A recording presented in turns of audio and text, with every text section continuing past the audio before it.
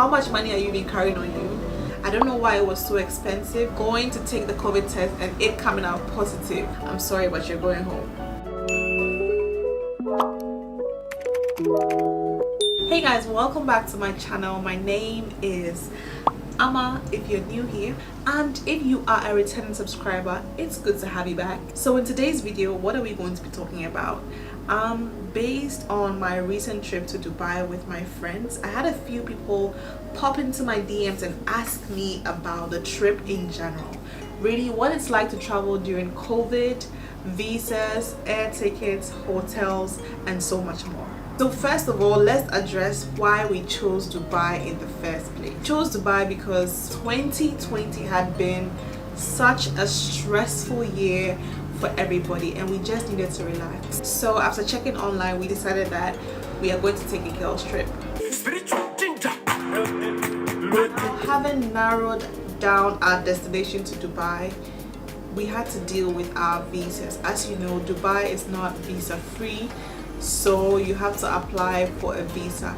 Luckily, the visa doesn't take too long. Within 2 to 3 days you get your visa. Getting a visa to Dubai is actually not difficult at all.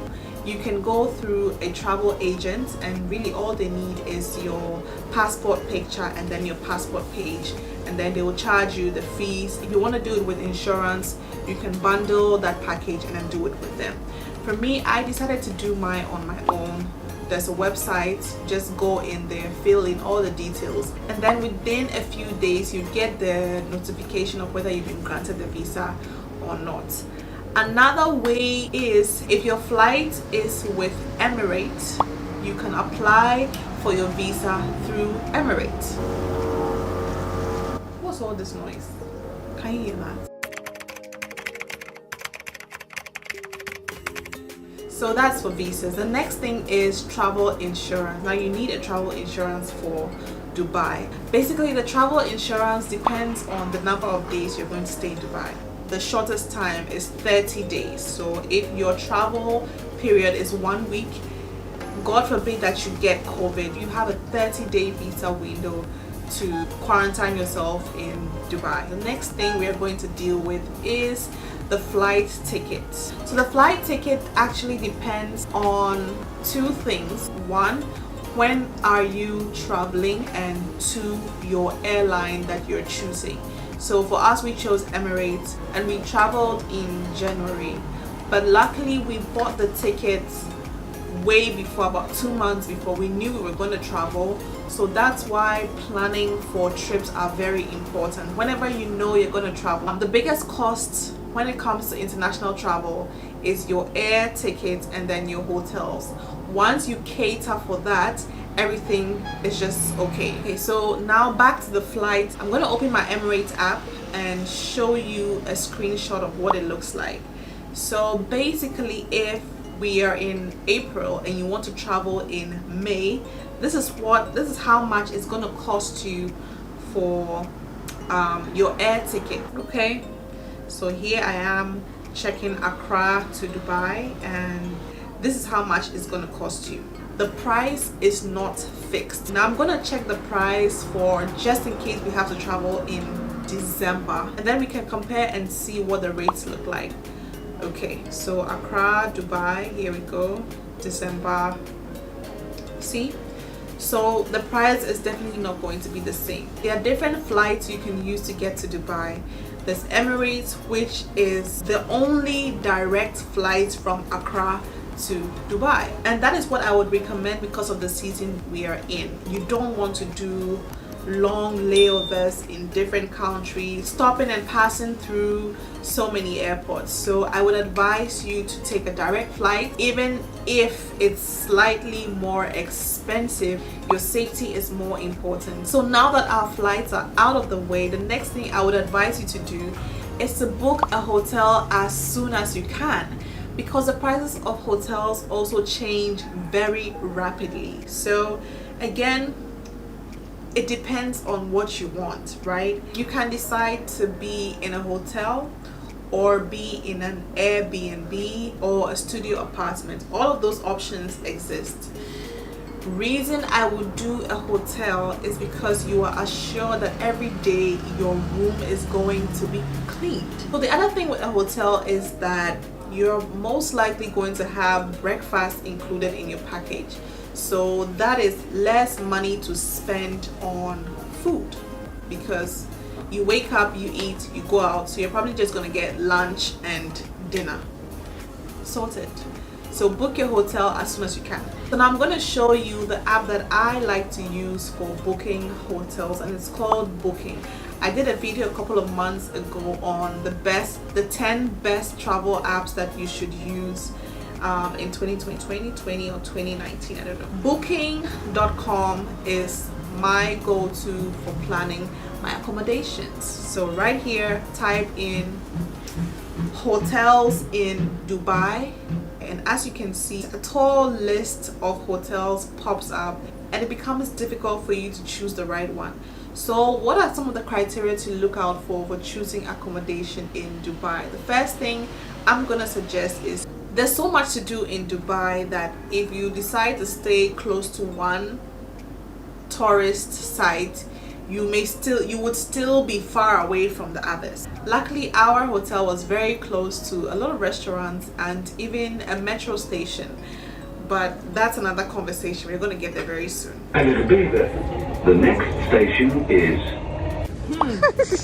Oh, it wasn't that bad. You just made a simple mistake. Just take a taxi. Just take a taxi. That's all. Too much. The range is from $100 a night to 3-star hotel, 4-star hotels, 5-star hotels. There's so much to choose from. It all depends on you. As much as you can, try and book and pay for the hotel ahead of time. I know that yes, plans change. If you can do a free cancellation, that would be good. We're getting closer to our travel date, right? And now we need to take a COVID test, because the requirements are that you need to take your test within 24 hours or 48 hours of traveling. So if you're going to travel on Friday, your test should be Wednesday, Thursday, within that window. The tricky thing is that the COVID test also could take 24 hours or 48 hours. So for us, we did it on Wednesday. It took 48 hours to get ours. We did our COVID test at Noguchi. We traveled on Friday.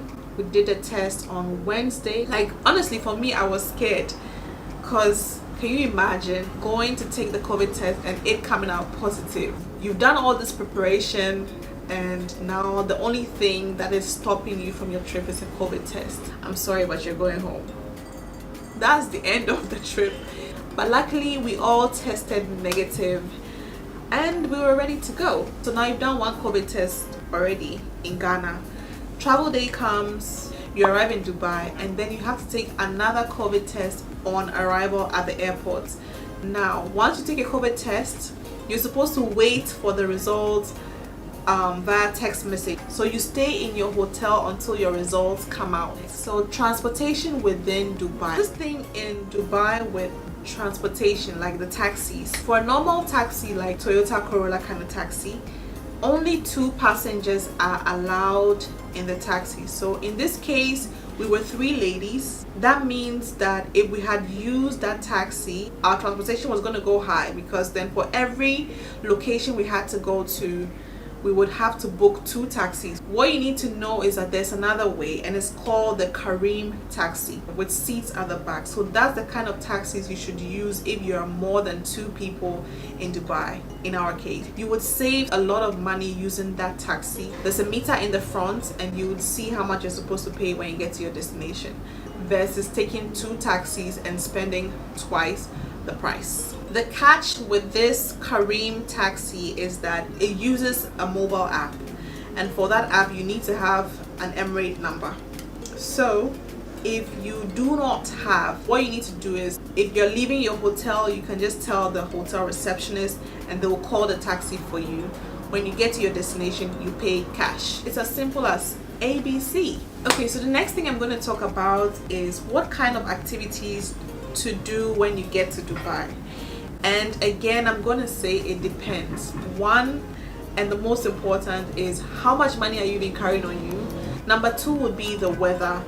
And finally the kind of person you are, what you plan to do. How much money are you carrying on you? Of course, before you leave Ghana, you should know what you can and cannot do, so that you do not break your bank. So you can do a little bit of research as to how much things relatively cost. You will find all that information online. Even if it's not the exact price, you would have an idea as to how much certain activities that you want to do cost. So the next thing is that there may be certain tourist activities that depend on the season you go. So for us, going in January, that's considered their winter. So it's much cooler, even though it's not very cold like, you know, Europe kind of winter. When it comes to activities in Dubai, there are so many things to do that when you go once, whatever activity you do, probably the next time you go, you don't even have to do them again. So I remember the first time I went, it was with my kid brother,